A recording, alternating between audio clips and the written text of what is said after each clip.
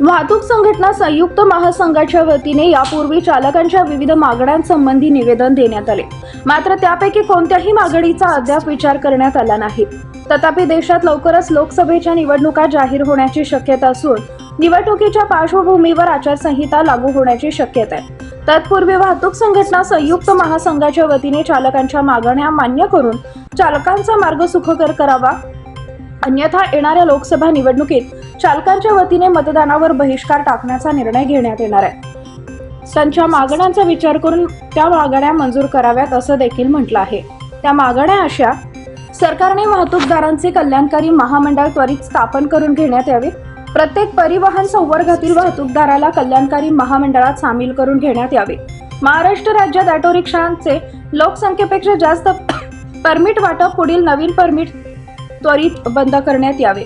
महाराष्ट्र राज्यात खुला परमिट असल्यामुळे ऑटो रिक्षांची संख्या खूपच वाढलेली आहे. त्यामुळे रिक्षा चालकांना नवीन थांब्याची प्रत्येक योग्य ठिकाणी व्यवस्था, नवीन स्टॉपची परवानगी मिळावी.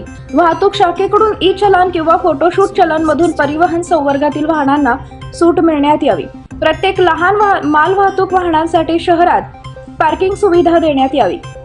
प्रत्येक महामार्गावर 100 किलोमीटर अंतरावर पार्किंग सुविधा देण्यात यावी. महाराष्ट्र राज्यात प्रत्येक टोल नाक्यावर शासनाकडून चालकांसाठी शिवभोजनाची व्यवस्था करण्यात यावी. महाराष्ट्र राज्यातील MSRDC व NHI चे एका महामार्गावर असे 2 टोल नाके असणारे ते त्वरित बंद करण्यात यावे. वरील निवेदनात हे मागील 5 वर्षापासून निवेदन करत असून आज तागायत कोणत्याही मागण्यांची शासनाने दखल घेतलेली नसून पुन्हा त्या निवेदनाद्वारे मागण्या मान्य होण्यासाठी मांडण्यात आला आहे.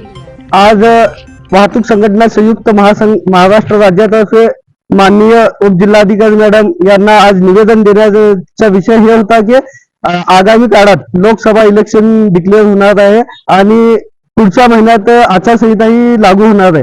तर आचारसंहिता लागू होण्याच्या अगोदर आमचे चालक बांधवांचे जे प्रश्न प्रलंबित आहे आजपर्यंत ते प्रलंबित केसेसला निकाली लावून चालकांना हक देण्यासाठी जोपर्यंत हे प्रलंबित जे निवेदन आहे आमचे आणि प्रलंबित जे मागण्या आहे ते जोपर्यंत मान्य होत नाही तोपर्यंत वाहतूक संघटना संयुक्त महासंघ आणि सर्व चालक बांधवांनी लोकसभा इलेक्शनवर बहिष्कार टाकण्याचं एक आगळा वेगळा निवेदन मॅडमला दिलेलं आहे. आणि आम्ही सर्व चालक, फक्त चालकच नाही तर इथे रिक्षा चालक आहे, छोटा हत्ती चालक, ट्रक चालक आणि जेही चालक बंधू आहेत ते चालक बांधवांसाठी आम्ही कल्याणकारी महामंडळाची स्थापना करण्यासाठी मागील 10 वर्षापासून शासन दरबारी निवेदन दिलेले आहे. प्रत्येक वेळी आम्हाला फक्त आश्वासन मिळालेलं आहे. तरी आम्ही या इलेक्शनच्या अगोदर प्रशासनाला वेळी अल्टिमेटम दिलेला आहे की जोपर्यंत आमच्या मागण्या पूर्ण होत नाही तोपर्यंत लोकसभा इलेक्शन घेऊ नये, अन्यथा आम्ही या इलेक्शनवर पूर्ण चालक बांधवातर्फे बहिष्कार टाकण्यात येणार आहे. तरी आपण याची दखल घ्यावी आणि आमचे चालक बांधवावर न्याय करावा अशी विनंती केलेली आहे. जय हिंद, जय महाराष्ट्र, जय महासंघ.